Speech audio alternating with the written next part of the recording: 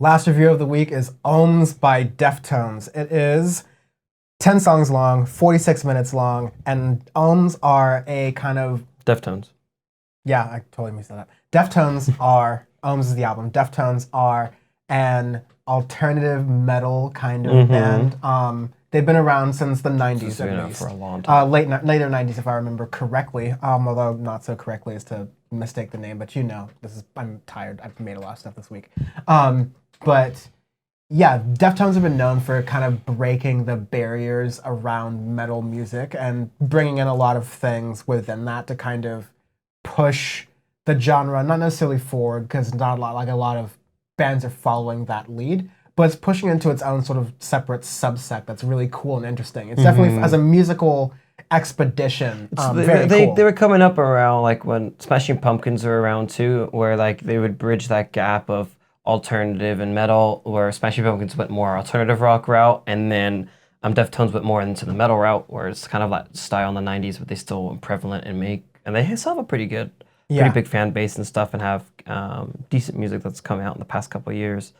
Last album was Gore in 2016, so yeah, it's been a minute for sure. Yeah.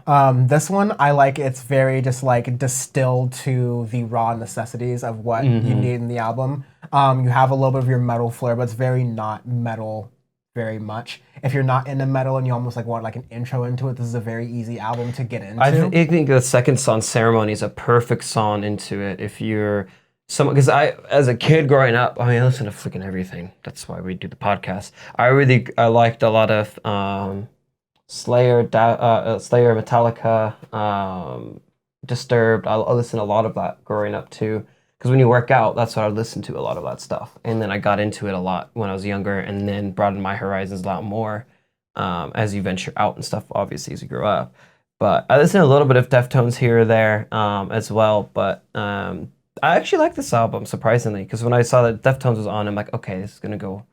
I haven't listened to them in maybe almost a decade, so let's see what it sounds like. But I think Ceremony is a very, very good song where it bridges that gap again, where this one actually almost sounds a lot like Smashing Pumpkins, where it's like that the vocals are prevalent in the background, and then you have that hard rock style going into it, just big percussions in the background, lots of heavy guitar, lots of distortion to the guitar and going into it, and it's just like dystopian thing into it, but it's a pretty solid track. Yeah. And again, if you don't really like hard rock or metal, you haven't listened to it much, that's a good intro song, because some of the other tracks in here are like Error, or just like in your face, just like boom, full gas hard rock, which sometimes you like, because there's days where you just want to yell at the world, you're just like, fuck everything, you just get into it. Yeah.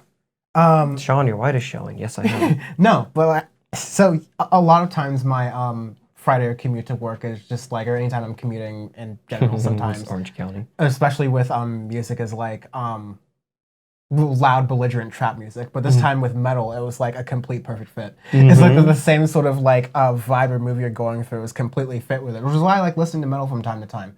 Although the way this album sounds is more like an alternative rock band, or definitely a rock band, but like a rock band with some alternative flair that is taking some metal this is just hard rock feelings and going straight into it. I almost consider it to like early Muse for sure, very, very early Muse. A lot of this like sounds I could see that, reminiscent of it in the best ways of possible. It sounds definitely fresher and newer coming to the middle of the album where you're like in the spell of mathematics, and then Pompeii. Pompeii, yeah, I don't know.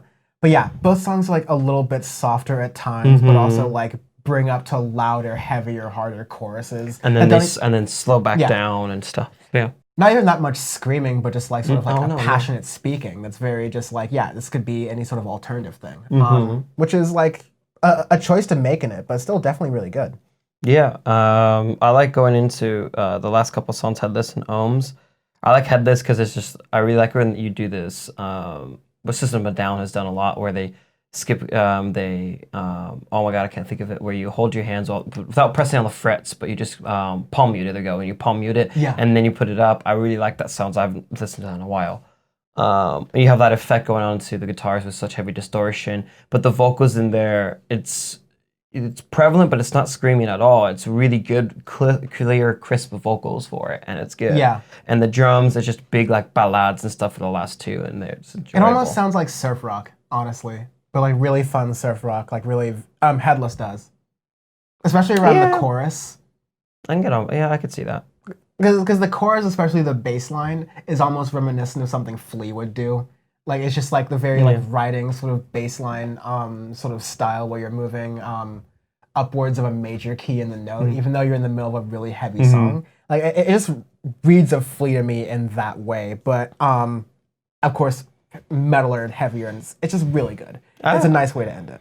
I like it. I actually really enjoyed this album a lot. I was surprised how much. So as I listened to it 1.5 times, I wanted to get into a little bit more, just because it was my last album of the week and we had so much damn music. Yeah. Also, Fleet Foxes took up way too much of my time because I got enthralled with that album. Fleet Foxes, you had the most time to review. Yeah, it took up most of your time. Because I just kept. It's just one of those where it's just like I enjoy it too much, or I was like I'm indulging in this too much. Like when you have a Slurpee and you actually get the extra large and you shouldn't have got the extra large, but you're stuck with it, so you're just like drinking it off and you got a brain freeze, but you got to finish that bitch off. Yeah. You see, that's the thing is like I'm always very like disciplined with music reviews, even with music I like. I only listen to enough to review the album, and then. Once, not even like once I'm done recording the podcast, but once the podcast is edited and over, I'm just like done with the fucker and it's out of my life, at least that episode is, then I really start to really dig in and get into an album. It's rarely that I listen to an album even I really like more than 3 times, even when reviewing it, but either way, no, it's amazing. I love the way Ohms ends. With the song Ohms, it's really like fantastic and energetic. It's a really nice send-off, not quiet at all. But yeah, it's just super fun. I definitely recommend this album. All 3 of these were really great this week. As I alluded to earlier, the Arbitrary Scale is NBA teams that are not as good as LeBron James at appearing in the NBA. This is the solid Sacramento Kings. Wow. That's very metal, honestly. I just remember when as a kid, I always got confused because there was the LA Kings and the Sacramento Kings at the same time. And they both had the crown logo in purple. And I'm like, wait. Yeah, that did throw me for quite a there, lot. one was there, that what? And then they got oofed. Yeah. I'm going to go with the Brooklyn Nets. I was going to do that. So, the Jason Kidd, Vince Carter days? Absolutely. The Kid Jefferson wife beater Jason Kidd days. That's the few years I did watch basketball, the early 2000s, early mid 2000s. That was I don't care what any of the old heads say. That was the golden years of basketball right there.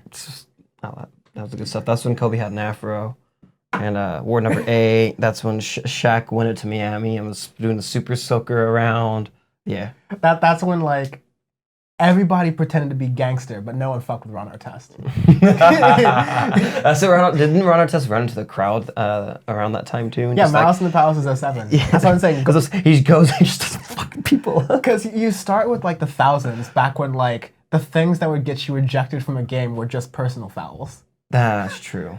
So like and back when you were playing championship basketball, when people were getting like clobbered in the face, they were just going, nothing. Those are the good ones. Those are the good old days.